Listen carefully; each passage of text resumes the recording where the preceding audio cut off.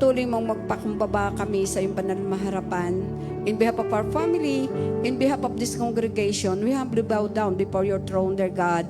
Patawarin mo po kami sa lahat naming pagkukulang, kalabisan, mga bagay pong aming nagawa, naisip po, nabigas ang aming mga labi na hindi ayon sa iyong kalooban. At kami naman po'y malaya din nagpapatawad sa lahat ng taong nagkasala sa amin. In the mighty name of Jesus, in the mighty name of Jesus. At hayaan mo po, O Diyos, sa gabing ito, patuloy pong maalayan ka namin ng mga papuring awitin, pagsamba, Panginoon. At ito po, O Diyos, kasama ang aming puso, ang aming buhay, Panginoon, dear God, sapagkat karapat dapat ka lang tumanggap ng lahat ng papurit pagsambabot sa iyong mga anak. You're worthy, dear God. Kaya naman po, maraming salamat po. We entrust to everything, for we know, dear God, we can do nothing without you. To you alone the glory, honor, and thanksgiving. In Jesus' name, this we pray. Amen. Hallelujah. Hallelujah. Bigyan po natin ang Diyos na buhay ng papuring awitin. Hallelujah, Jesus.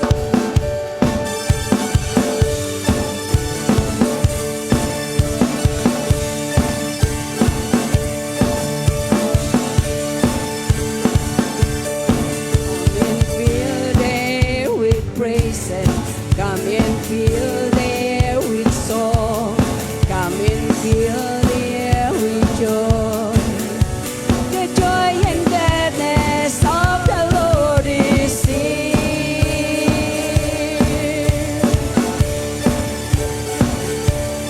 Come and fill the air with praises. Come and fill the air with song.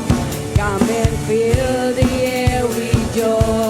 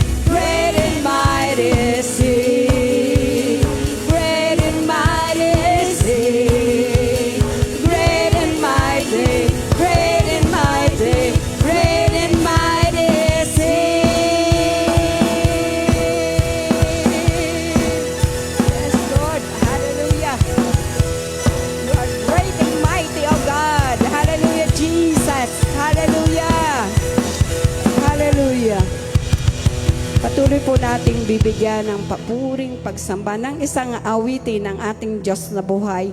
He is worthy sa lahat ng papuri, sa lahat ng pagsamba ng kanyang mga anak dahil siya'y napakabuti, siya'y dakila, siya'y laging tapat sa ating mga buhay. Hallelujah, Jesus. You are worthy of it all, dear God. Hallelujah.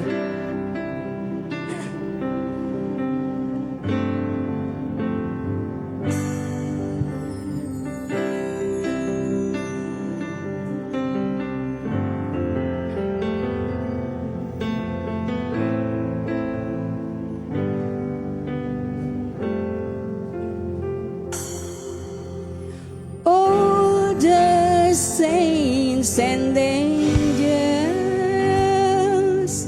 they bow before your throne, and all the elders cast their crowns before the Lamb of God and sing.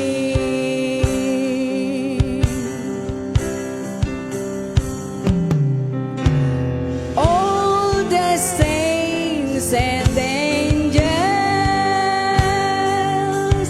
they bow before your throne,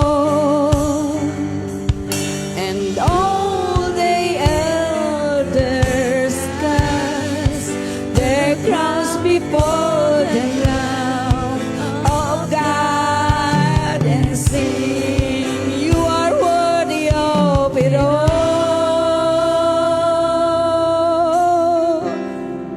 You are worthy of it all.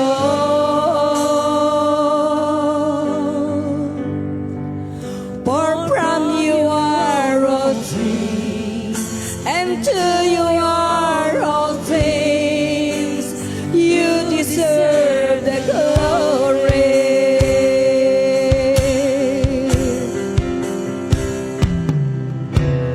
All the saints and angels, they bow before your throne, and all the elders cast their crowns before the Lamb of God and sing, you are worthy of it all. You are worthy of it all.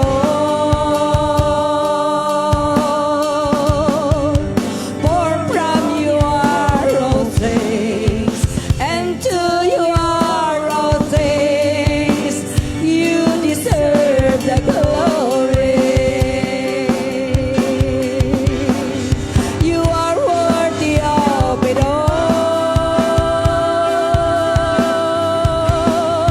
You are worthy of it all. For from you are all things, and to you are all things. You deserve the glory.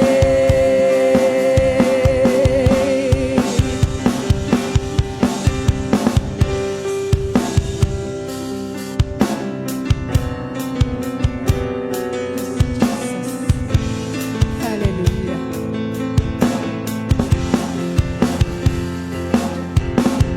Day and night, night and day, let incense arise. Day and night, night and day, let incense arise. Day and night, night and day, let incense arise. Day and night, night and day, let incense arise. Day and night, night and day, let incense arise. Day and night, night and day, let incense arise.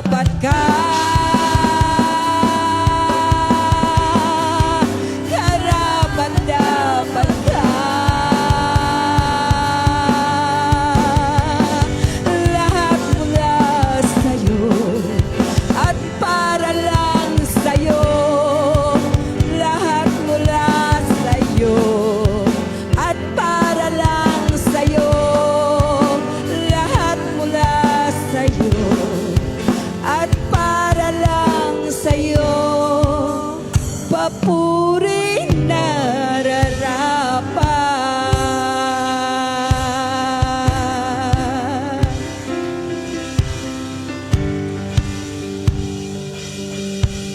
Hallelujah. Yes. Palakpakan po natin muli ang Lord. Hallelujah, Jesus. Hallelujah, Holy Spirit. Yes, oh God. Hallelujah, Panginoon. Salamat, salamat, Panginoon, sa iyong pagmamahal na di nagmamaliw sa aming mga buhay, Panginoon.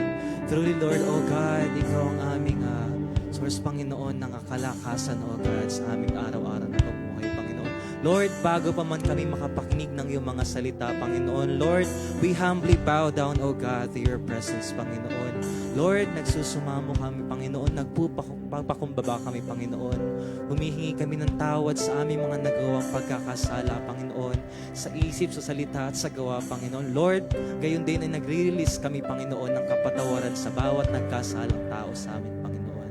And Lord, sa mga oras na ito, Panginoon, we lift up to you, O God, ang buhay na maghahayag ng iyong mga salita, Panginoon, sa buhay ni Pastor Shem. O God, Lord, anoint him, Panginoon. Lord, ibaba mo po ang iyong presensya sa kanya, Panginoon. Nawa po ay mahihayag, Panginoon, at maihayag sa buong kongregasyon na ito, Panginoon, ng iyong mga salita, Panginoon.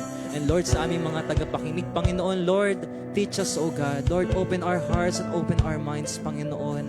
Nawa po, Panginoon, ay magrema ang bawat salita mo sa aming mga buhay, Panginoon. And Lord, ito ay ma-share din namin sa mga nangailangan, Panginoon. Truly, Lord, O God, wala kang kapantay, Panginoon.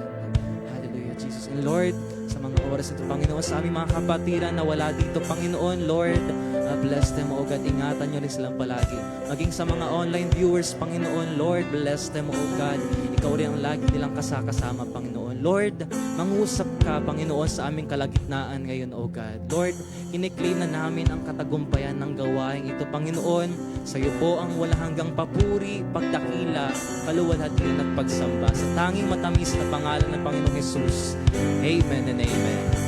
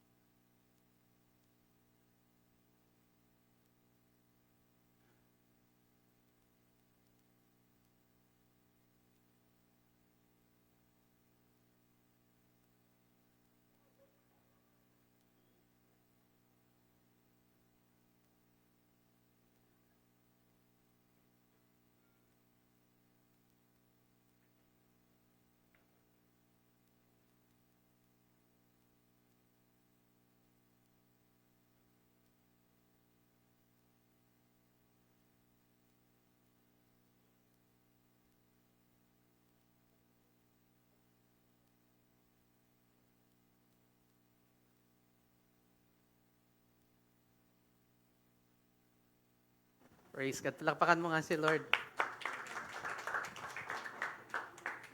Batiin mo muna yung katabi. Magandang gabi. Praise God. Even for those who are with us online, maganda pong gabi sa inyo or maga tanghali. You are watching po sa ating pong live stream tonight. I know na do believe po ang Panginoon ay may magandang plano sa bawat isa. Kaya paminsan mo, pwede mo palakpakan mo si Lord ng pinakamalakas. Pwede ba tumayo ka muna ngayon? And just continue to adore His name. Just continue to praise His name. For He is good and He will always be good in every season, in every time. Truly, Lord, kung paanong inawit namin, Panginoon, karapat dapat ka, Panginoon, ng lahat ng papuri, lahat ng pasasalamat, lahat ng pagluwalhati ng iyong mga anak, Panginoon, tanggapin mo, Panginoon. Sapagkat, Lord, wala kaming bagay na pwedeng ipagyabang sa iyo. Wala kaming bagay na pwedeng angkinin mula sa iyo. Kundi, Panginoon, lahat ng bagay ay ito'y dahil mo. Kaya, Panginoon, sa oras na ito, kami ay nagpapasalamat na higit at nagpupuri, Panginoon, sa aming kalagitnaan. Truly, Panginoon, Ikaw ang Diyos na kung saan karapat dapat tumanggap ng lahat ng papuri, lahat ng pasasalamat. Pwede ba this moment, can we just honor the Lord? Can we just praise His name? Come on, just honor Him. Come on. Oh, Jesus, Jesus, Jesus. Come on. Karapat-dapat ka. We just worship the Lord once again. Karapat-dapat ka.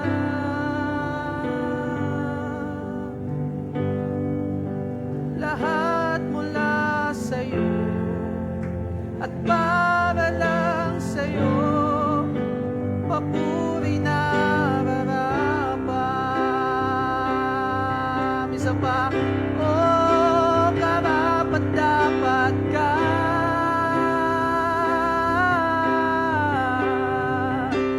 Karapat-dapat ka.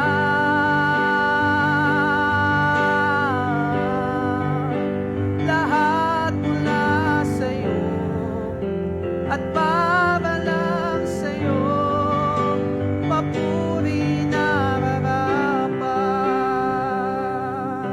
Alam mo, this week I no need to believe madaming mga bagay na karapat-dapat ang Panginoon ipagpasalamat. Before we go on sa Word, God wants us right now to be thankful for all those things. You just talk to the Lord right now. I'll give you this moment. I will give you this minute to thank the Lord for what He has set up for you in this lifetime. Because He is worthy. At habang nagpapasalamat ko today, I know pinupuno ni Lord ng Kanyang presensya ang lugar nito. Oh, Holy Spirit, you're very much welcome. Oh, Holy Spirit, you're very much honored, Lord, in this place. Samahan mo kami, O God. Can you just whisper it to the Lord right now? You are worthy of it all. You are worthy of it all.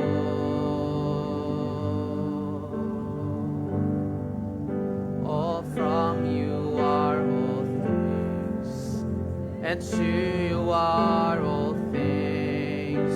Yes, you deserve the glory. Oh, you are worthy of it all.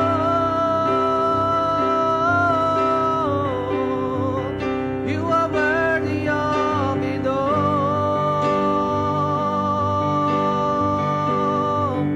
Oh, from you are all things. To you are all things. 'Cause you deserve the glory.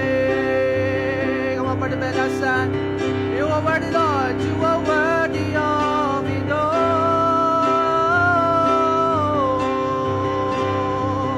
You are worthy of it all.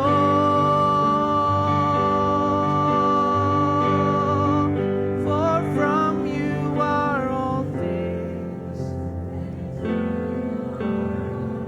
Lahat mula sa'yo at para lang sa'yo. At para lang sa'yo. Lahat mula sa'yo. At para lang sa'yo. Papuri na rarapan. Come on, give Him the praise. A worthy kind of praise. Oh, you deserve all the adoration. Oh, you deserve all the thanksgiving. Come on, give Him the praise. Oh, Jesus.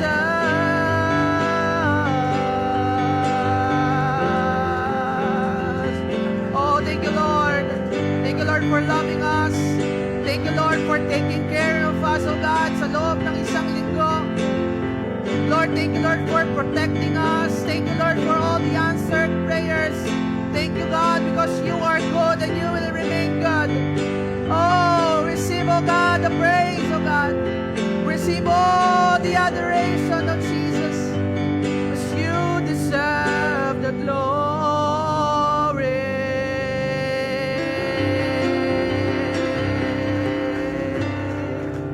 Maraming salamat. And today, Lord, as we partake of your word, may you alone be lifted up, O God, sa aming mga sitwasyon. That sometimes, Lord, in our lives, we don't know your very plan to us, but we know it will and always be good for us. Kaya Panginoon, today, hayaan mo, teach our hearts to trust you even more. In every season of our life, we know, God, you will never fail us. Kaya Panginoon, today, hayaan mo, Panginoon, tanggapin mo, Panginoon, ang pinakamataas na pagpupuri. Holy Spirit, you're very much welcome. Teach us, Lord, of all truth. Oh, receive the praise of Jesus. Receive all the adoration. In Jesus' name we pray. Amen and amen. Kung malapang mo si Lord. Sige po, makakapo tayo in the very presence of God. Praise God. Good evening po sa lahat. Batiin mo nga iyong katabi. Good evening.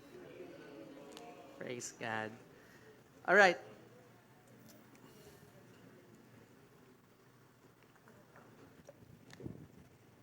Let's recite po ang ating pong call to sa Luke chapter 4, verse 18 to 19. 1, 2, 3, go. Spirit of the Lord is upon me, because He has anointed me to preach the gospel to the poor. He has sent me to heal the brokenhearted, to preach deliverance to the captives and recovering of sight to the blind, to set at liberty those who are oppressed, and to proclaim the acceptable year of the Lord. Our God Jesus, He is the anointed one. Ating pong JA1 culture, 1, 2, 3, go. I am a blessing. I am anointed. I am a deliverer. I am a good follower. I don't destroy, I build. I am not seasonal. I appreciate everyone and everything. I'm part of something big. I'm in partnership with Christ. I am not extinct. Palakpakan mo nga si Lord, yung pinakamalakas. Maganda pong gabi sa lahat. Kung kayo hindi atagod ang inyong evening, kayo gawin nag-apunan na. Nagiging ko, pang taga Pampanga ba yun? Wala ba kayong apunan, di ba? Ano man lugar yung walang H? Kapampangan nga po, Walang apunan, ba? And I know na do believe po ang Panginoon ay may maganda pong bagay na handaan sa atin po. Kaya po, let's prepare ourselves because tonight po, there will be something na kung saan i-reveal si Lord sa bawat isa. Just this week po, ako po ay nag-meditate po through the life po ng mga naging unang mga namuno po sa Israel. And one thing that I found out po, na during that time po, doon sa book ng 1 Samuel specifically chapter 8, paatras, ay madami pong nangyari. And most of the stories in the Bible, nakita po natin, there are different people na nag-lead sa Israel. Nandyan si Moses, nandyan si pang nag-lead sa Israel? Madami. Ano po? Si Abraham, he's the father of faith, from Abraham to Isaac, to Jacob, until such time po, dumating yung mga judges, mga hari, mga prophets, until the time of Jesus Christ. And there is wonderful thing na kung sa ituturo po sa atin ng Panginoon ngayon. Alam niyo po, during the first reign po ni Saul, ang Israel po is in a great threat sa kanila pong sovereignty, and they are in need of someone who will lead them. At ang isa po sa greatest enemy nila ay yung mga Filistino, mga Philistine. And we know the story ni David and Goliath. Na si Goliath po ay isa sa mga Filisteo na kung saan, ang Philistine po kasi during that time, isa sa mga great city na kung saan naging kaaway po ng Israel. And lagi po silang tinatakot ng mga Filisteyong ito. So basically, during those time po, wala pong king ang Israel. Kasi po ang POV po ni Lord, so ganito po kasi nangyari. Lagi po, from generations to generation, there are people na kung saan pinipik si Lord to lead His people. And dumating po sa punto, ang namumuno sa mga Israelita ay mga judges. Everybody said me, judges. Yung mga judges pong ito, hindi po magustuhan po ng mga ibang angkan. Kasi parang, nananawa sila na bakit puro hukom ang namumuno sa atin? During that time, wala pong king ang Israel kasi po ang gusto po ni Lord, ito po kasi ang masarap. Alam niyo po, bakit wala pong hari during the first century po ng mga Israelita, is because gusto po ni God na siya yung maging hari nila. Sabi ni God, bakit gugustuhin niyo pang magkaroon ng king kung pwede namang ako na lang yung hari ninyo? Ang mga namumuno po sa kanila kasi during that time ay mga judges or anyone na may direct access kay God, katulad po ng mga prophets. But during this time, Samuel was already old. Sa 1 Samuel chapter 8, mababasa po natin. Basahin nyo nga po, 1 to 3, go. So all the elders of Israel gathered together and came to Samuel at Ramah, and they said to him, "You are old, and your sons do not follow your ways. Now appoint a king to lead us." So nagdi-demand ang mga Israelita na pwede bang bigyan mo kami ng hari? Alam niyo po ang rason lang nila bakit gusto nila ng hari? Nahili lang. Kasi yung mga surrounding nation nila ay may mga kanya-kanyang hari na kung saan naglilid sa kanila. Nandiyan pa ba tayo? Tayo, sabi dyan, no? Now appoint a king to lead us, such as all the other nations, yun na nga pong ibang mga bansa, ay meron. But when they said, "Give us a king to lead us," this displeased Samuel. So he prayed to the Lord. At sabi niya, Lord, nanalangin siya, bigyan mo daw sila ng hari. And ang sabi sa kanya ng Lord, and the Lord told him, "Listen to all that the people are saying to you. It is not you they have rejected, but they have rejected me as their king." Alam po, during the time habang binabasa ko ito, ako po ay nasasaktan para kay Lord. Dahil ang point of view ni Lord, sabi niya, kaya hindi ko kayo binibigyan ng king kasi gusto ko ako yung king nyo. Pero dahil gusto ninyo, ibibigay ko. Alam niyo, minsan, ganun palang side si Lord eh. Na parang, akala ko po kasi before, nung di ko pa po talaga na-discover, kasi po kung babasahin niyo po ang Old Testament, lagi nandyan yung patayan, lagi nandyan yung sakupan. And people thought that the God of the Old Testament was bad. Pero habang binabasa ko po itong story ito, hindi po pala eh. The God of the Old Testament is a gracious God. He is a merciful God. He is a loving Father. Kaya sabi niya, kahit ayaw niyo na akong maging hari at gusto niyo magkaroon ng ibang hari, ibibigay ko sa inyo. Hindi po kasi nila get si Lord why He is like that to them. Tingnan po sabi sa verse 9 to 11. Now, listen to them, but warn them solemnly, and let them know that what the king who will reign over them will claim as his right. So Samuel told all the words of the Lord to the people who were asking him for a king, and he said, "This is what the king who will reign over you will claim on his rights.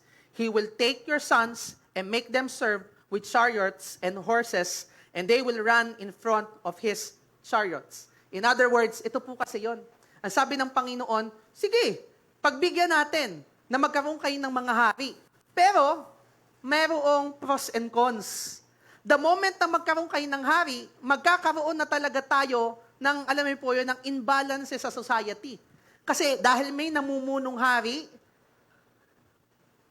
siya ang bahala na mag-assign who will become ang servant, who will become the chariots or the soldiers. Kumbaga magkakaroon ng shift sa society during that time. During that time po kasi pantay-pantay silang lahat eh. Kasi ang Diyos ang kanilang hari, lahat sila pare-parehas na nanagumpay. Pero dahil may namumuno na, sabi ni God sa kanila, magkakaroon ngayon ng shift. Verse 19 to 20, but the people refused to listen to Samuel. Kahit sinabi na ni Samuel ang pros and cons, they refuse and say, no. They said, we want a king over us. Then he will be like all the other nations with a king to lead us and go out before us and fight for our battles. Nag-gets niyo po yung narrative? So sige, balikan natin. Noong unang panahon, wala pang Israel, dahil ang sinasabi ni God, I want to become the king of Israel. Pero itong mga Israelita, since nakikita nila sa paligid nila, lahat ng bansa may kanya-kanyang hari. Lahat ng bansa may kanya-kanyang namumuno. Kaya sabi nila, Samuel, can you give us a king? Pwede ba bigyan mo din kami ng sarili naming hari? Sabi ni Lord, sige, kung gusto nila, na magkaroon ng hari, may pros and cons. At sinabi ni Samuel ang cons, na sabi niya, kapag nagkahari kayo, siyempre siya ang mamumuno na para sa inyo. At dahil namumuno niya sa inyo, hahatiin niya kayo sa iba't ibang parte. May magiging kawal, may magiging alipin, may magiging ganito, may kakaroon ng ganyan. Bakit? Kasi ang gawain ng hari is mag-promote ng mga tao towards the kingdom. Nagets po ba natin? Kasi pag mamayari ng hari ang lahat ng naroon. Ay dati, ang lahat ng naroon, including the prophets, pag mamayari ni Yahweh. So, they are transferring the rights to their king and letting the king to lead them. Nagets pa ako? Ano? Nagets po ba ako? Ano? But the people refused to listen to Samuel. No, they said, we want a king over us, then we will be like all the other nations with a king to lead us and go out before us and fight our battles. Until such time po, dumating po ang panahon that God gave them a king. Hindi po kasi mabali, gusto talaga po nila. So ito na po yung kwento, dito po tayo magsisimula. Handa po ba tayo makinig? Parang kanina pa ito nakikinig, parang ngayon lang pinaghanda. Now, ito po nangyari. One day po, dito mag-focus po tayo sa 1 Samuel chapter 9 to the following verses. Since gusto po ng mga Israelitang magkaroon ng hari, at nag-request po sila, binigyan po sila ng Diyos ng isang hari. And ito po yung kwento, one day, meron pong isang lalaki na ang description po ng Bible, isa sa pinakagwapo sa Israel. Tingnan mo yung katabi mo, pinakagwapo ba yan dito? Ano? Medyo pastor, di ba? Sabi ng description, he was tall, matangkad, he was handsome, pero hindi po sinabi kong dark pero siguro TDH siya. Ano? Kasi maitim siguro mga tao doon So he was tall and he was handsome. At sabi doon, wala daw siyang kapares sa buong Israel. So yung mga pogi dyan, baka ang calling mo maging hari. Ano? Huwag ka na magtaka pag bigla kang binagkaroon ng corona. Ano? Ano? So, he was like that. At ito po may problema po siya. Tanong niyo po kung ano yung problema nung lalaking yon. May nawawala po silang donkey. Alam niyo po yung donkey? Asno ba yun sa Tagalog? Asno. Ano? May nawawalang asno. Now, habang nawawala po yung asno, sila po ay bothered kung saan napapunta yung asno. Listen to me asno yung nawawala. So, dahil sila po ay bothered sa nawawalang asno, ang ginawa po nila, lumapit po sila kay Samuel. Pero bago po lumapit si Saul kay Samuel, para ipagtanong ang nawawala niyang asno, ang Panginoon po ay nangusap po kay Samuel. Ano po sabi ng Panginoon? 1 Samuel chapter 9, verse 3. Basahin niyo, 1, 2, 3, go. Now, the donkeys belonging to Saul's father, Kish, were lost. And Kish said to his son Saul, take one of the servants with you and go and look for the donkeys. So, lumabas si Saul para hanapin po ang donkeys and na-meet niya po along the way po si Samuel. And this is the dealing of the Lord kay Samuel. 1 Samuel chapter 9 verse 15 to 17. Basahin niyo po 1, 2, 3, go. Now, the day before Saul came, the Lord had revealed this to Samuel. About this time, tomorrow, I will send you a man from the land of Benjamin, anoint him with ruler over my people Israel. He will deliver them from the hand of the Philistines, and I have looked on my people, for their cry has reached me. When Samuel caught sight of Saul, ano po sabi yan? The Lord said to him, this is the man I spoke to you about. He will govern my people. Grabing plot twist. Bakit? Naghahanap ka lamang ng asno at napalapit ka sa propeta, abay, biglang sabi sa'yo, ikaw ang magiging hari. Grabe pong plot twist. Akala po lang niya, maghahanap lang siya ng asno. He was just there to inquire to the prophet para lang sa nawawalang donkey ng kanyang ama. At dito po nag-iba ang lahat sa buhay po ni Saul. From someone who is governing his father's donkey to someone who will govern a nation. Kaya po pala, hindi mo pala pwedeng maliitin kung ano yung bagay na meron ka. Kahit ikay mag-aasno pa, pero kung ang calling mo talaga ay mamumuno ka. Amen? Kahit yung nakikita mo, ang pinamumunuan mo ay parang walang kapasidad, one day you will see yourself leading a nation for the Lord. Nandiyan pa ba tayo? At alam nyo po, dito ko po naintindihan na wala po pala talagang aksidente kay Lord. Wala pong aksidente kay Lord. Kundi lahat ng mga bagay, God allows it to happen. Because sometimes those things are God's divine setup. Tunay po, hayaan niyo pong pag-aralan po natin ang paksa na pinamagatan pong divine setup. Kay Lord po, wala po talagang aksidente. Sometimes, He allows things to happen to us. Sometimes, may mga bagay na nangyari sa ating mga buhay, and He is setting us up divinely for a special purpose. Katulad po na nangyari kay Saul. Naghahanap lang siya ng donkey, pero it turns out, bigla siyang naging hari. Hello? God can use even ang mga pagkakataon that you are searching for something that will lead you to the promise of God.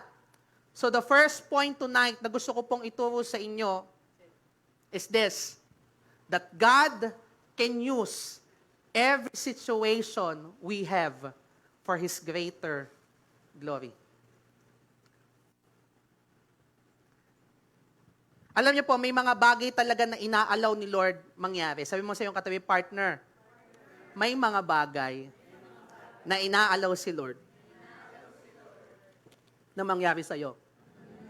Hindi para pahirapan ka, kundi para mas makita mo ang kabutihan ni Lord. Amen. Alam niyo po, inalaw po ni Lord na mawalan po sila ng donkey. I do believe po. Inalaw po ni Lord na mawalan po sila ng donkey. Bakit? Kasi sometimes, God will allow even ang mga bagay that seems are lost for His and our gain. Sino po dito talaga ang dumaan sa season na parang may nawala sa kanya? Parang hinahanap mo? Pero not to think of it, that your greatest loss can sometimes become your greatest gain. Amen? Amen? Nagkapanat ang H. Di ba? Kapampangan. Baka sa Pampanga ko dalhin. Ano? Imagine that, di ba? Nawalan lang sila ng donkey, pero ang kapalit, yung donkey na nawawala, sa loob ng 3 araw, take note, 3 araw pong nawawala na yung kanyang donkey. Ang kapalit, buong kaharian ay pinili sa kanya.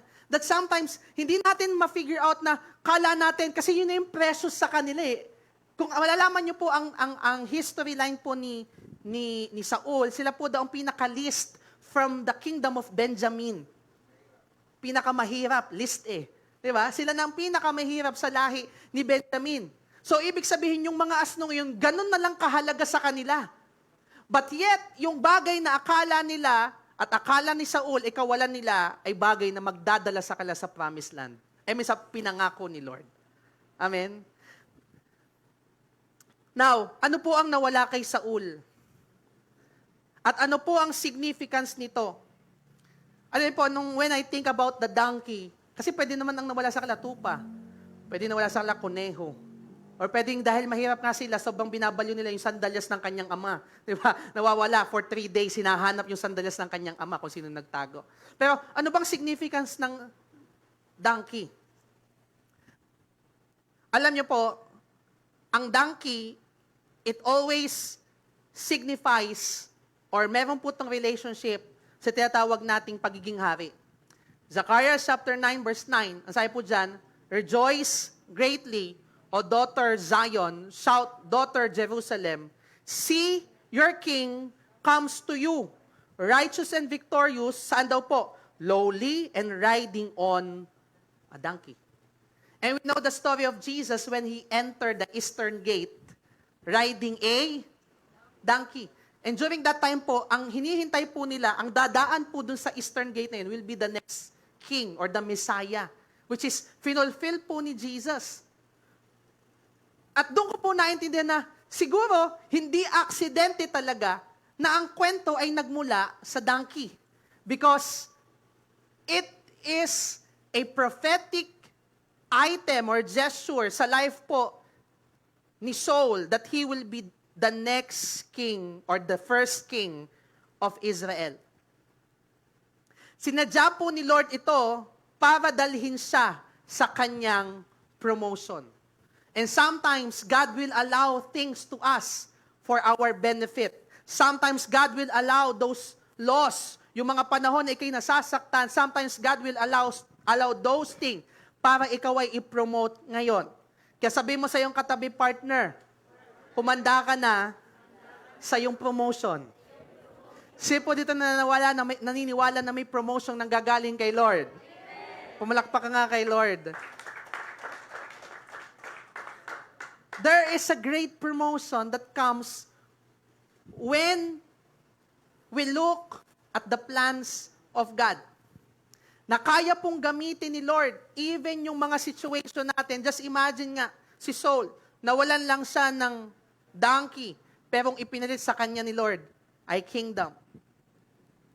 When there are divine setups, isa po sa mga bagay na nangyayari sa atin, ay nag-aalala po tayo.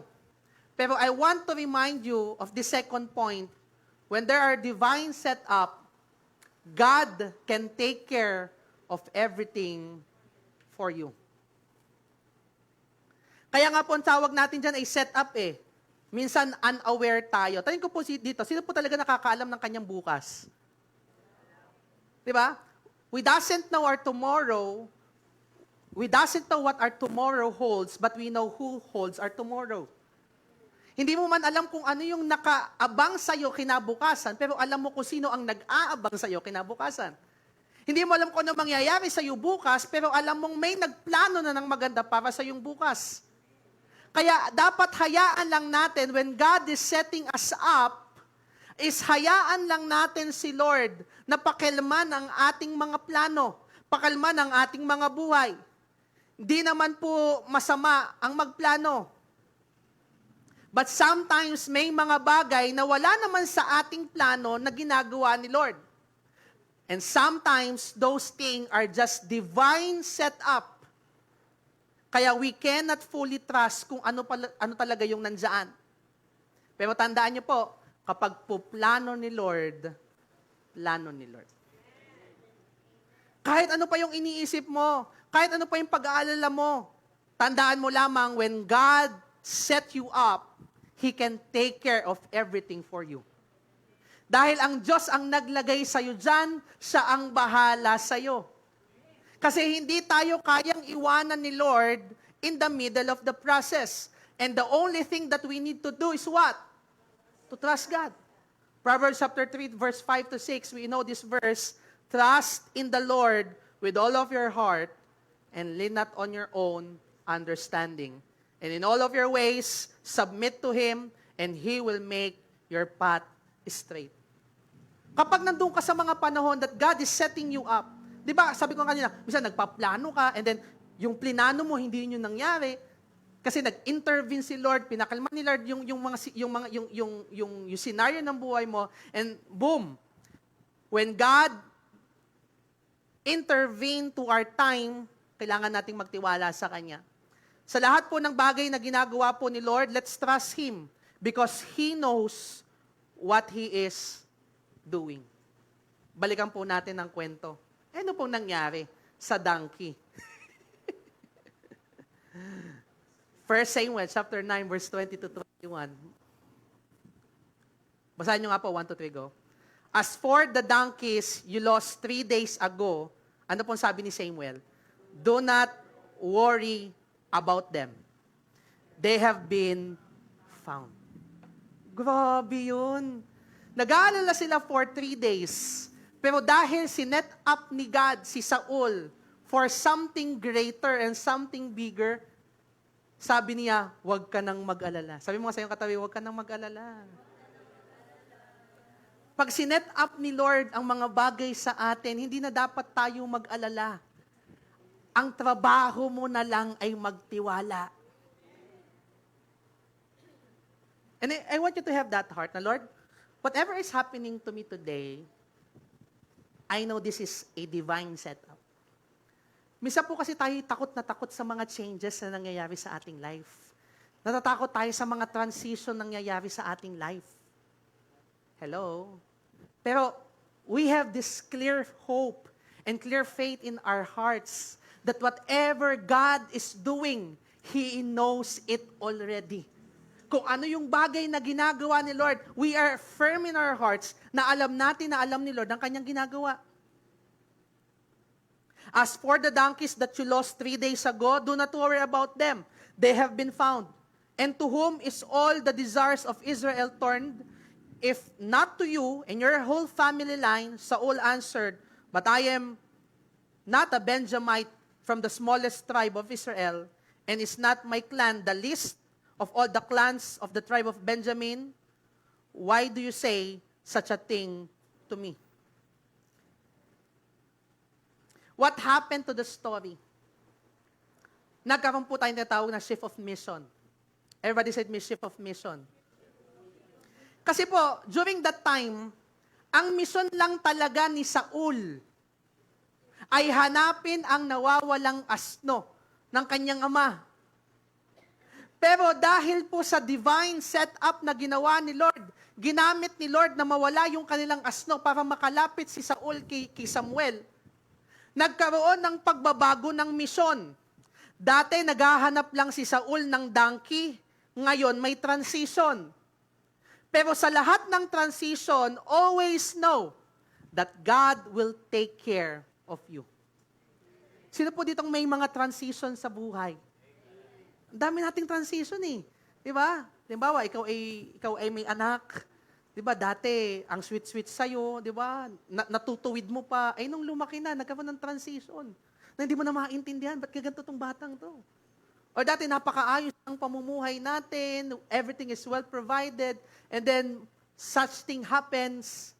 Kailangan mo magtiis. Kailangan mo mag-endure. There was a shift. There was a transition. Pero tatandaan po natin, sa lahat ng transition na iniaalaw ni Lord sa buhay mo. Di ba dati tanda mo, ikaw ay well provided, bayad na ang tuition mo, hindi ka pa napasok, bayad na. Pero ngayon, Lord, bakit ganito? Kung orasan na wala pa akong pambayad ng tuition. Alam mo, if there are transitions, there are shift. Lagi yung pananampalatayanan that even in the shift, God is there. Sa lahat ng pagbabago, nandun si Lord. That we can have this assurance in us na kung paanong ginawa nito ni Lord sa buhay po ni Saul. Because he know God will take care of him. Huwag po tayong matakot sa transition, kundi dapat ito ang magbigay po sa atin ng puso para mas magtiwala sa kapasidad po ng ating Diyos. Kasi mas alam niya ang kanyang ginagawa. 1 Samuel chapter 10, verse 1 to 2 and 9. Then Samuel took a flask of olive oil and poured it on Saul's head and kissed him, saying, Has not the Lord anointed you ruler over his inheritance? Biglang nagkaroon ng change. Dati, naghahanap ka lang ng asno, and then Samuel came with an olive oil, pinuho sa ulo niya, at ina-anoint na siya bilang sunod na hari. Grabe, there was a shift. And what happened? Has not the Lord anointed you ruler over his inheritance? When you leave me today, ang sabi dyan, you will meet 2 men near Rachel's tomb at Zelza on the border of Benjamin. They will say to you, the donkeys you set out to look for have been found. Nakita na yung tupa. And now, your father has stopped thinking about them and is worried about you. He is asking, what shall I do about my son? And Saul turned to leave Samuel. And what happened? After the anointing, God changed Saul's heart, and all these signs were fulfilled that day. Grabe. Hindi po alam ni Saul kung paano mag-lead ng country or ng isang kaharian. Pero alam niyo po, ang pinaka-striking sa akin na nangyari, yes, God will take care of us. Pero hindi lang pala po tayo tinetake care ni Lord whenever there are divine setup. Basahin niyo po yung pinakadulo. God changed Saul's heart. And all these signs were fulfilled that day. When there are divine setups in our life,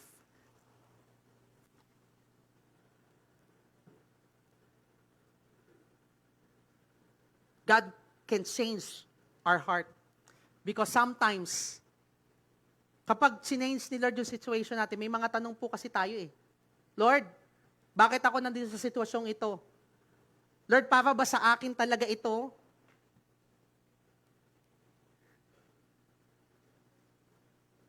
Because when there are divine setups, God will also teach you to embrace the change. Alam niyo po, ang isa sa pinakamahirap na bagay ay pagbabago.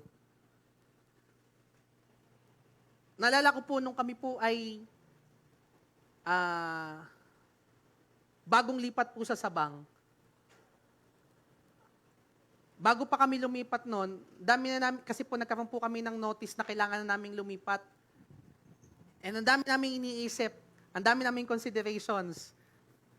Dumating kami sa punto, naghahanap kami ng bahay sa Mabini Heights.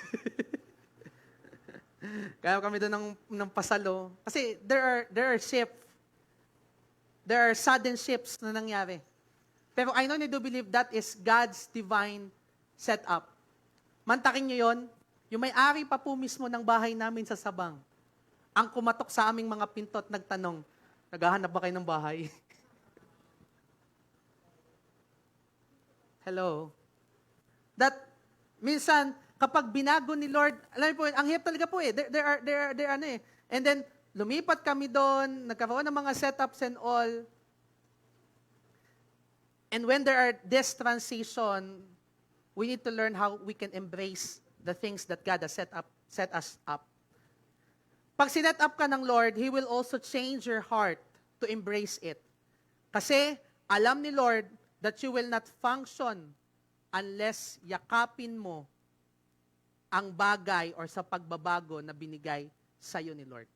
1 Samuel chapter 10 verse 9, and Saul turned to live Samuel, and God changed Saul's heart, and all these signs were fulfilled that day.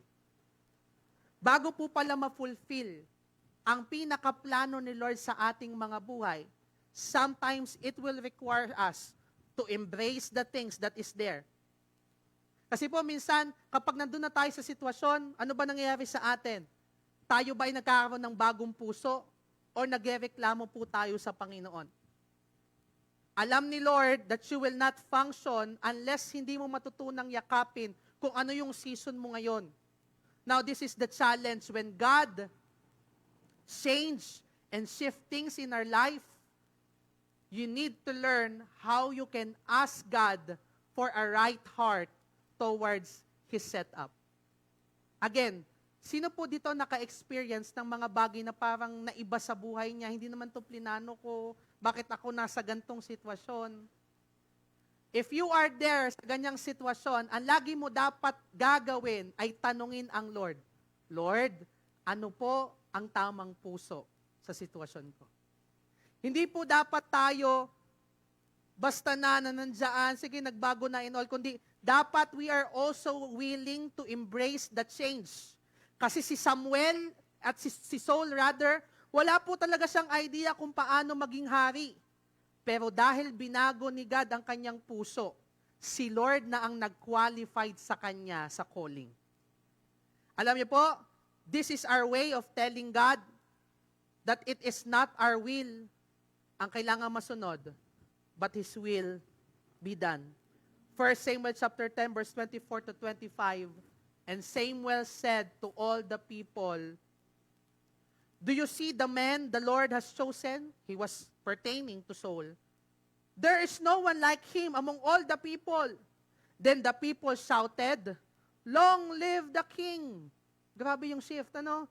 Samuel explained to the people the rights and duties of kingship, yung mga pagbabago, and he wrote them down on a scroll and deposited it before the Lord. Then Samuel dismissed the people to go on their own homes. During that time, si Saul po is the king. So if he is the king, he must learn to flow to the anointing of the king.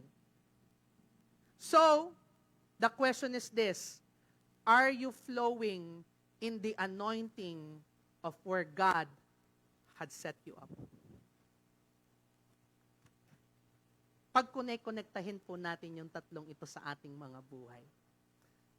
Ano po yung unang puntos na sabi ko kanina? Number one, that God can use every situation that we have for His greater glory. Again, sometimes God will set us up, even yung mga bagay na hindi natin maintindihan bakit yun yung nangyari. But always know and believe, yung mga sudden shifts, sudden changes sa ating mga buhay, intention ni God tayong dalhin sa mga bagay na yon for us to see farther yung bagay na kaya ni Lord. And number 2, na po sabi sa atin, kapag nandun tayo sa mga setup ni Lord, huwag po tayong mag-alala. Baunin po natin ang pagtitiwala dahil kaya tayong alagaan ng Panginoon sa lugar na kung saan pinagdala niya tayo. Now, since nandoon ka na sa kung saan ka tinawag ni Lord, nagigets niyo pa ba? Nagkaroon ng setup, ginawa yun ni Lord yung setup na yun for His glory. After ng setup, ano pong nangyari?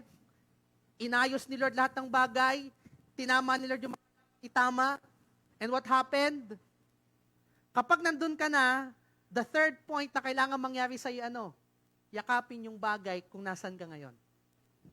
Kasi hanggat hindi mo niyayakap yung mga bagay na inilagay ni Lord sa yung season, it will be harder for you to do the task that God wants you to do. So the question is this: are you flowing in the anointing of where God had set you up? Basta hindi ko po maintindihan bakit ako sinet up ni Lord sa gantong klase ng pamilya. Ang gulo nung magulang ko. Tapos yung mga tiyahin ko, isa pa ding magugulo. Lord, bakit nandito ako? Alam mo, sometimes merong gusto si Lord ipaunawa sa iyo while you are there. At ang kailangan mo lang, you need to embrace kung ano ba yung nandyan sa season mo. At hayaan mong dumaloy sa iyo yung anointing that requires for that season. You might not know, baka kaya doon ka nilagay kasi ikaw yung gagamitin ni Lord para mabago sila. Again, hanggat hindi mo niyayakap kung nasan ka ngayon at hindi mo hinahayaan si Lord na, Lord, change my heart, katulad ng ginawa mo kay Saul. It is impossible for you to kasi po ganito mangyayari yan eh. Kapag magre-retaliate ka sa lugar kung saan ka dinala ni Lord, magkakagulo lang eh. Eh kung nandun ka na, paano pa ipipilit yung bagay na gusto mo? Nagigets niyo pa ba ako? So, kailangan mong mag-flow kung ano ba yung bagay na nais ni Lord sa buhay mo. Katulad po ni Saul, he is now the king. Wala siyang alam. Pero ang ginawa ni Lord, God changed his heart at nangyari yung dapat mangyari sa buhay ni Saul. Isang naghahanap lamang ng asno turns to a king or ruler ng Israel. Pwede ba palakpakan mo si Lord?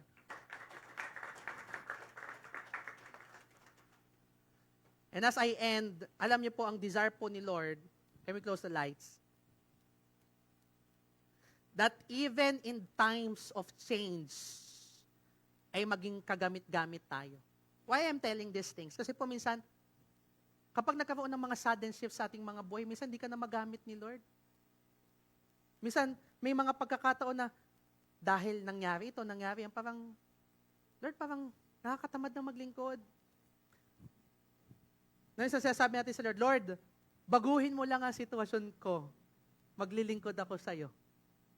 Paano kung hindi baguhin ni Lord yung sitwasyon mo?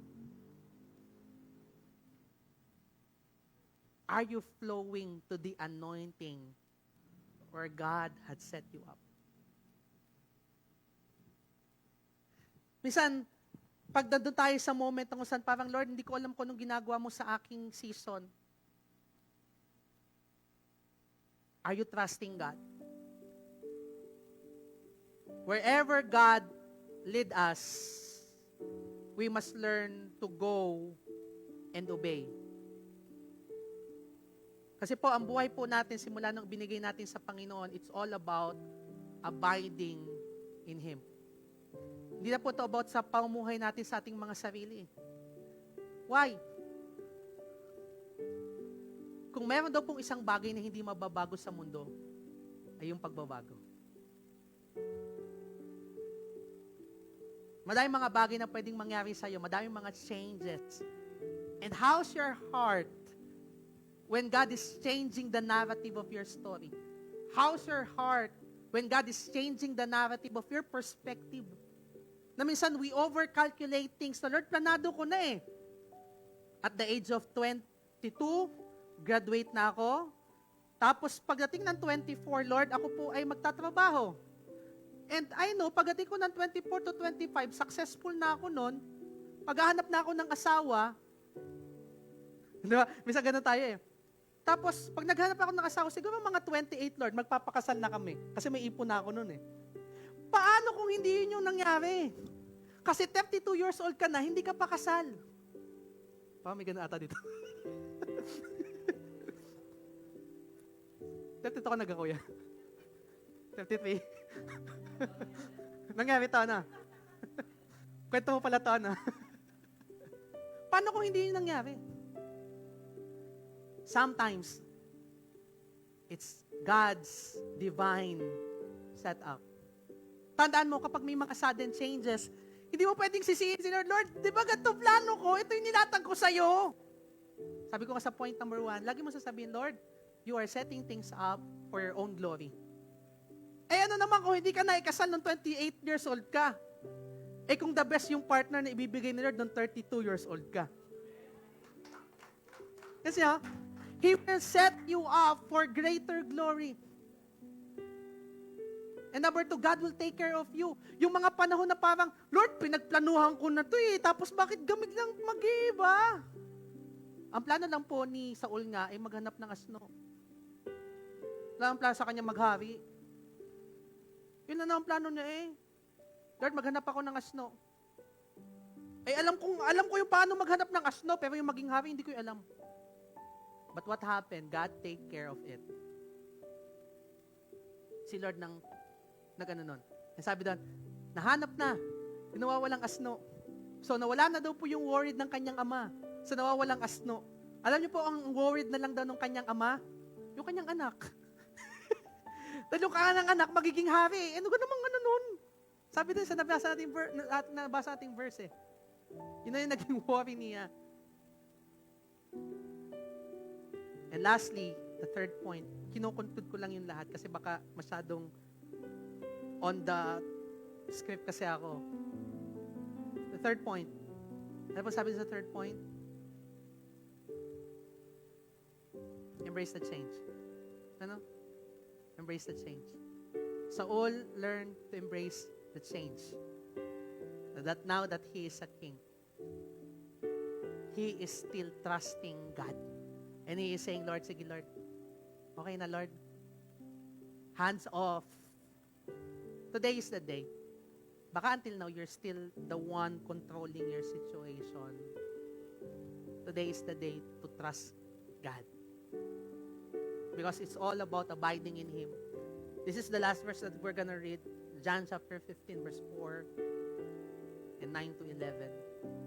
Nasabi po ni Lord, abide in me, and I in you, as the branch cannot bear fruit of itself, unless in the vine, neither can you, unless you abide in me.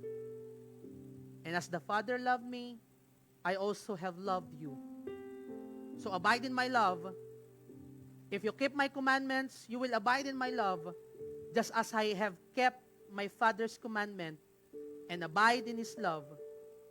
These things I have spoken to you, that my joy may remain in you, and that your joy may be full. Church, Ganda ng verse. Sabi doon, when you abide in Him, you will bear fruits. Ang gusto po ni Lord, mamunga ka eh. Ang gusto ni Lord ay managana ka sa bunga. And sometimes, bago ka makamunga, dadalhin ka ni Lord sa mga setup. Katulad po ng ginawa ni Lord sa buhay ni Saul. Kumbaga, hoy, parang na-frame up. Nawala yung asno. Tapos nung nawala ang asno, nung hinanap, ang natagpuan ay si Samuel. At nung natagpuan si Samuel, bigla siyang naging hari. Because sometimes, there will be divine setup in us. Tonight, as you close your eyes, what are those divine setup na ginawa ni Lord sa'yo? Na bagamat na iba, nagpapasalamat ka kay Lord kasi doon ka dinala. What are those divine setup na ginawa ni Lord sa buhay mo? And today, there is a reason for you to thank God for what has happened. There is a reason for you to have that joy.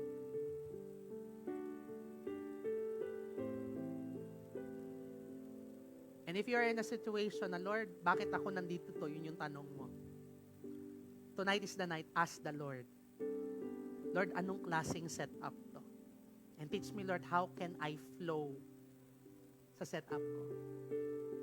Pwede ba this moment tayo tumayo? Pwede ba palakpakan mo ngayon si Lord?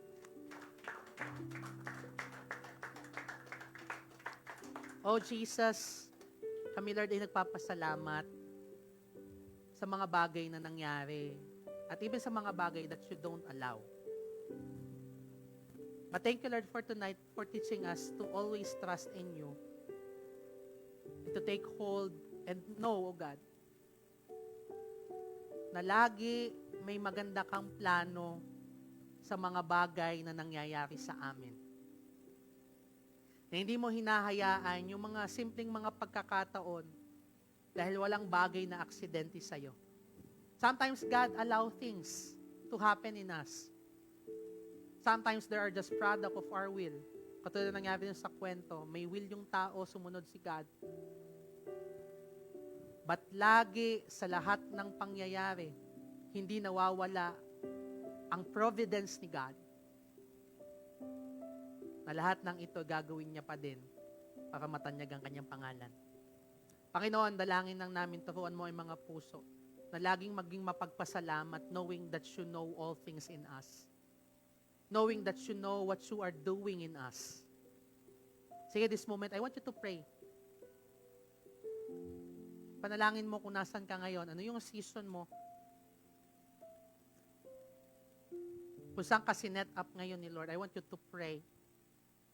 Kung until now, hindi mo mayakap at di ka makapag-flow dun sa anointing yun, tonight, ask the Lord for a new heart. Na sige Lord, ako'y nasa season ito, turuan mo naman ako na maging ganito sa season ito. Na huwag kang manatili kung ano ka lamang dati. Kundi ngayon, ang tamang panahon to ask God for a new heart. Kasi gagawin ka ng hari, you will become a king. It's time to ask God, Lord, give me a new heart in order for me to function as a king. Sige, ask the Lord. Oh, Jesus. Sige, the Lord is revealing to your heart. May mga bagay na pinapaintindi si Lord sa iyong puso. Hindi ito yung panahon para magtampo kay Lord sa mga shifts. Because I know you do believe God can take care of you. We might not know how or when. Pero pwede ba this moment, magtiwala ka naman kay Lord that He knows what He is doing.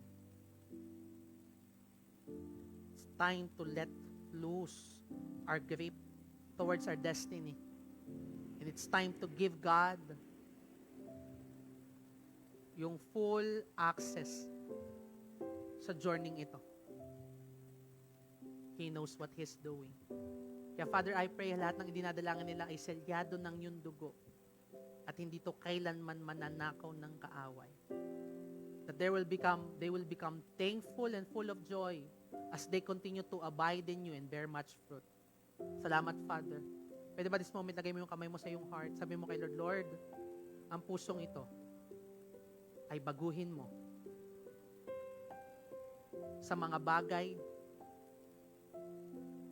kung nasan ako ngayon. Turuan mo ang puso ko na yakapin ang nais mo. Lord, hayaan mo na ang pusong ito ay maging mapagpasalamat. I love you, Lord. In Jesus' name I pray. Ako na magpe-pray, Father, right now, I bless those hearts. And as you fill it with the anointing, dahil ko lang, Panginoon, they will function. Hindi sila magfa-function na hindi yung pangit na function sa bagay na yun. But starting today, they will function sa nais mo. Thank you, Father. We seal everything by your blood. In Jesus' name we pray. Lakpakan mo nga si Lord. Tayo po dadako po sa Holy Communion. Praise God. Sino po ang pinagpala ni Lord? Praise God. Tayo po ay kukuha po ng tinapay at katas ng ubas. Ito po ay simbolo ng sakripisyo ng Panginoon, ng kanyang pagmamahal sa atin. When He died on the cross, alam niyo po, napakalaking divine setup din noon. Kasi si Lord ay masaya na sa langit eh. Kumbaga, everything is well provided there in heaven, but there was a divine setup. Kaya dumating sa punto, sabi din ni Jesus is, Lord, not my will, but yours be done. Kasi sinet up siya ni Lord. Sinet up siya ni Father God to be at that situation. Bakit? For our salvation. And today, we celebrate that divine setup that saved us. And even for those who are watching us online, if you have your bread and wine with you or your juice with you, you can participate it with us. So let's pray together. Father, bless every elements that we're gonna use today. Pagpalain mo, Lord, ang tinapay at katas ng ubas. At dalangin lang namin mabigyan ng glory ang iyong pangalan sa lahat ng pagkakataon. Salamat, Lord, sa iyong sakripisyo sa iyong mga buhay sa pangalan ni Jesus. Amen at amen. Kung meron na po tayong katas ng ubas, tinapay, pwede po tayong tumayo. Sabay-sabay po nating pasasalamatan ng Panginoon sa lahat ng bagay na kanyang ginawa. Praise God.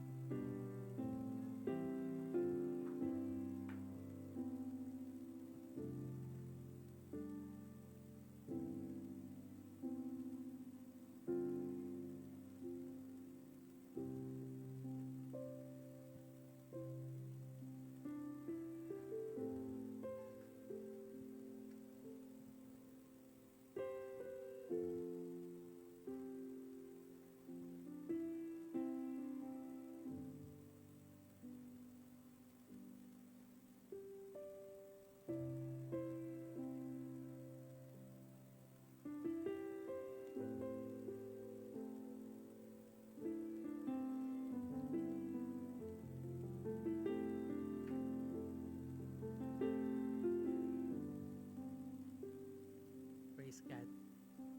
Sige po, tayo po ay sabay-sabay magpasalamat sa Panginoon. Tayo po tumayo. Hallelujah. Panginoon, salamat sa iyong ginawang sakripisyo. Thank you, Lord, sa greatest divine setup that happened 2,000 years ago. Thank you, Lord, for dying on the cross.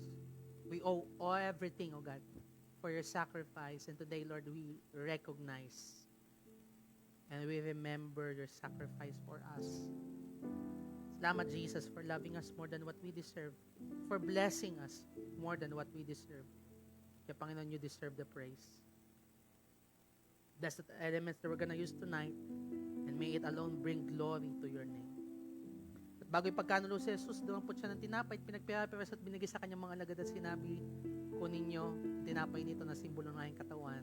Kung kakainin nyo ito bilang pag-alaala sa akin. Sabi natin, Panginoon, salamat po sa iyong katawan na pinagkaloob sa akin. Sa oras na ito, sa pagkain ko ng tinapay na ito, pinahahayag ko ang katagumpayan mo sa krus, ang iyong pagmamahal sa akin.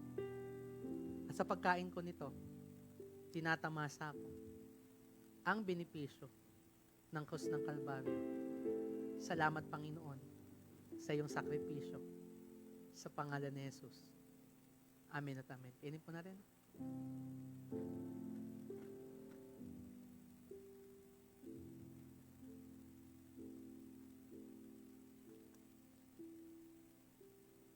Ready naman din po niya ang sarong at binigay sa kanyang mga alagad at sinabi, kunin niyo ang sarong ito na pinagtibay ng bagong tipan. Po inumin niyo ito bilang pag-alaala sa akin. Sabi natin, Panginoon, salamat po sa iyong dugo na naghugas sa akin, sa aking mga kasalanan. Na dahil sa iyong dugo, ako'y luminis at naging karapat-dapat. Sa oras na ito, pinahayag ko ang katagumpayan mo sa krus.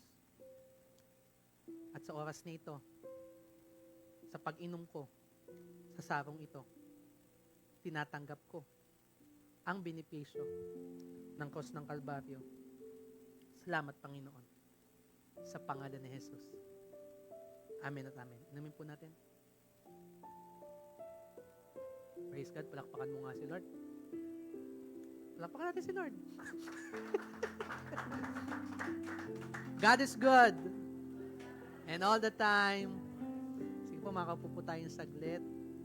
Ako. Praise God. Praise God. Praise God.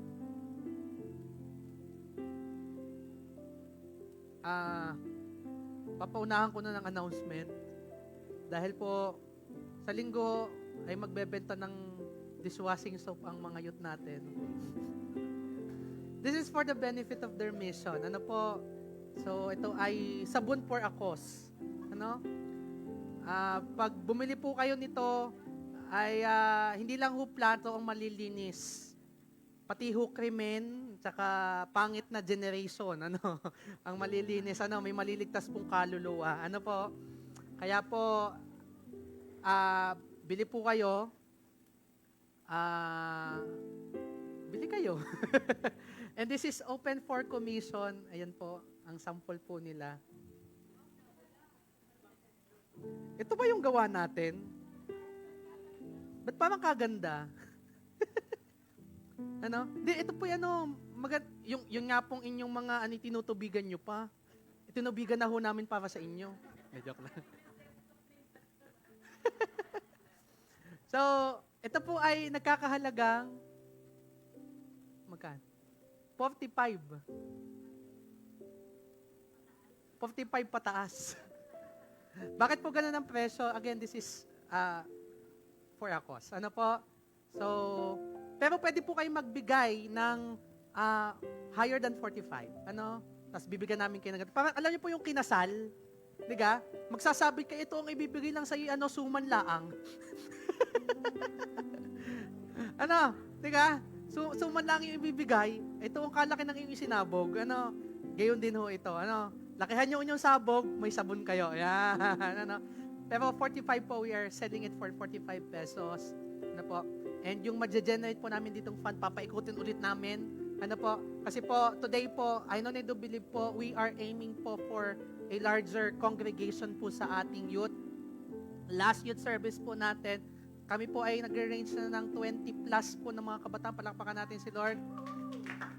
At yun po ay bukod pa ang staff sa bilang na yon. And magkakaroon po kami ng youth hangout this coming Friday. And we are expecting for a double number ng mga taong din ni Lord. And by next youth service, I know ni do believe po mas madami pong kabataan ang dadalhin dito ni Lord. Ano? Kaya po, ipapag-pray po natin ngayon ang ating mga youth. Ano? Pwede ba yon? We still have much time for us to pray for them before we go on po sa ating pagbibigay. Kasi po, our youth needs the Lord. Kailangan ng ating generation ang Panginoon, especially the youths. And if you have the heart for the youth, especially ikaw, kung ikaw ay young professional and you want to help us out, nangangailangan po talaga kami ng mga ate at kuya na willing mag-alaga ng mga kabataan. Ano po? Kasi po, ay naniniwala po talaga ako eh. Ramdam ko po in my spirit, madami pong dadalhin si Lord. Kaya po kami ay nagdo-double time din to produce much leaders. At kung kayo po ay kinakatok ni Lord to support us in any way, kami po ay happy to accept those help, whether this might be financial, your prayer, or ikaw mismo magvo-volunteer ka sa ating po mga kabataan, kami po ay masaya to receive those kind of support. Pwede ba this moment, can we just close our eyes? Can we just pray for the, come on. Shikarabakyanda, rabarabakyanda. Come on, pray for the youths. Come on. Oh, Jesus. You love this generation. Lord, mahal mo mga kabataan. Mahal mo, Lord, ang bawat bata, matanda, kabataan, ano man yung edad. You love every generation. Pero Lord, this moment, Lord, ang aming idinudulog at iniluluhod sa'yo ay ang aming henerasyon, ang aming mga kabataan, Panginoon. I pray right now sa pamagitan, Panginoon, ng mga bagay na ginagawa namin sa simbahang ito, makapagligtas kami ng ilan. At yung ilan, Panginoon, yun ay makapagligtas ng madami. We do believe, Panginoon, that you are raising this generation for us to love other generation. Kaya, Panginoon, ang dalangin lang namin, lahat ng aming mawiwin, they will be discipled. At lahat ng aming madidisciple, they will also disciple. Salamat, Father. We love you, Lord. And we declare, Panginoon, no works of the devil over this generation. Lord, sinasaway namin lahat ng gawa at plano ng kaaway. Lahat, Panginoon, ng impluensya ng mundo. Kung paanong sinisira ng mga bagay nito. Akala nila fun-fun lang. Akala nila mga bagay na masaya lang naman mga bagay nito. What is wrong with this? Lord, we pray right now, mabubuksan ang kalang mga mata sa bagay na ginagawa ng mundo sa kanila. And they will know you and they will love you with all of their hearts. Salamat. Dedicate them to you. In Jesus' name we pray. Palakpakan natin si Lord. And lastly po, magkakaroon po ng concert pong ating minamahal na bishop. Sa lahat po ng gusto pong mag-avail ng tickets, soon po ay i-announce po natin yon. Magkano po ang ticket? Yon. Meron pong range ng 1,000, 10,000, 100,000. Dagdagan nyo na ako yung sira, no? 1,000, 10,000, 100,000, 1 million, and so on and so forth. Lahat po ng proceeds po nito, as far as I know, will be used po para po sa ating pong parking facility na in-acquire po at patuloy pong binabayadan ng ating church. Nag-range po yung lupa pa lang po ito ng around 90 plus million.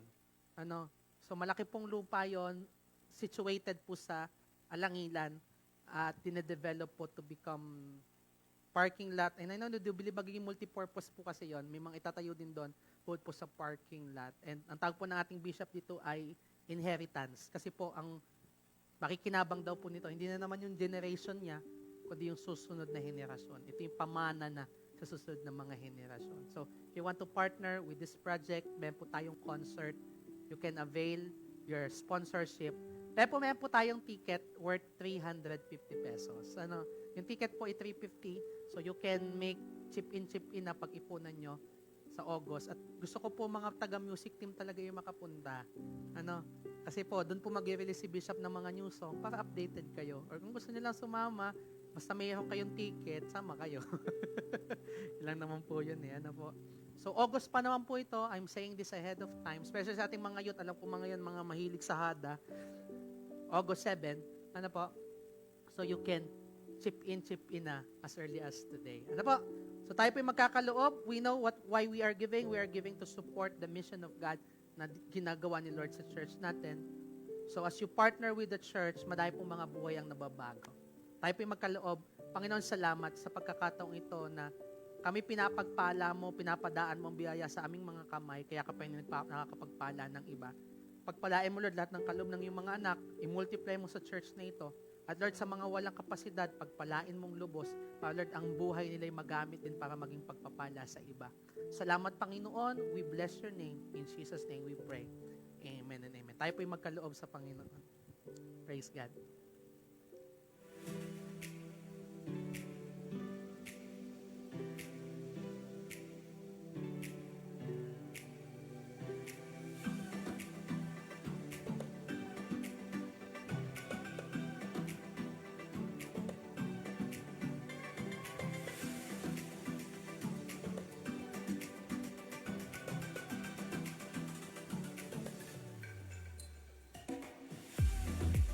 Praise God. People, let's stretch our hands towards the offering. Panginoon, salamat sa pagkakataon na kami ay nakapagpala ng simbahang ito. Dalangin lang namin, i-multiply mo to sa church na ito, and may these videos for the expansion of your kingdom here on earth as it is in heaven. We pray right now, i-multiply mo to sa bawat isa, at sa mga hindi po nakapagkaloob, dalangin ko lang Panginoon pagsaganain, pagpalain, upang Lord makabahagi sila sa pagbibigay sa mga susunod na pagkakataon agad. For those ako saan may utang, ako nagde-declare lahat mababayadan. Sa lahat ng mga may kailangang bayadan, Lord, you will supply. Lord, sa lahat, Panginoon, ako saan nagsasalat or nagsisiro or nagdi-deficit ang kanilang mga budget, Lord, I declare, O God, madadagdagan, O God. Lahat ng merong natatanggap, mas madadagdagan pa, Panginoon. I bless your people, Panginoon. I bless every individual na nagkaloob, Panginoon. We love you, Lord. In Jesus' name we pray. Pakpakan natin si Lord. Tayo po itadako na sa ating closing prayer. Tayo po tumayo. Ano? Tuwagin ko si Kuya Jun. Nagtatrabaho ba si Kuya Jun? Tatrabaho? Siya si Atinaya. Pag wala yung isa, di yung kabila. Call on Atinaya to lead us sa ating closing prayer. Ba si Kuya Jun talaga pinilit, ano? Alright, palakpakan natin si Lord. Yes, Lord. Lord, maraming pong salamat sa lahat ng natutunan namin sa inyong lingkod na si Pastor Sam. Alam namin, Panginoon, na yung divine setup mo sa amin ay hindi namin maunawaan sa una dahil kami may limitado lamang na pangunawa. Pero through you, Panginoon, mauunawaan namin to. Tigit sa lahat, ito ay para din sa amin at para din sa bawat isa. Kaya naman, Panginoon, tulungan mo kaming magtiwala sa iyo. Tulungan mo kami, Panginoon, na wag mawala ng pananampalataya sa iyo. At higit sa lahat, Panginoon, sa lahat ng aming pinagdadaanan sa aming buhay, sa aming pamilya, sa aming trabaho, sa aming pag-aaral, Lord. Tulungan mo kami, Panginoon, na bigyan ng oras ang bawat For what you have done sa aming mga buhay. Thank you, Lord, for changing our hearts tonight and understanding every divine setup. Dahil ngayon, Panginoon, kami ay accepted, may pusong mapagtanggap sa mga bagay na ginagawa mo. At habang nakata sa aming kamay, ginagawad ko sa bawat isa ang pagpapala ng Ama, ang biyaya ng Diyos Anak, at ang pagpisa ng Banal na Espiritu ang sumaatin ngayon, bukas at magpakailanman. Humayo tayo ng mapayapa, daladalang mabuting balita na ang Panginoon ay laging may magandang plano sa kanyang mga nilikha sa pangalan ni Jesus. Amen and amen. God bless po sa bawat isa. See you po sa ating pong Sunday service this coming Sunday. To God be the glory. Ingat po tayo.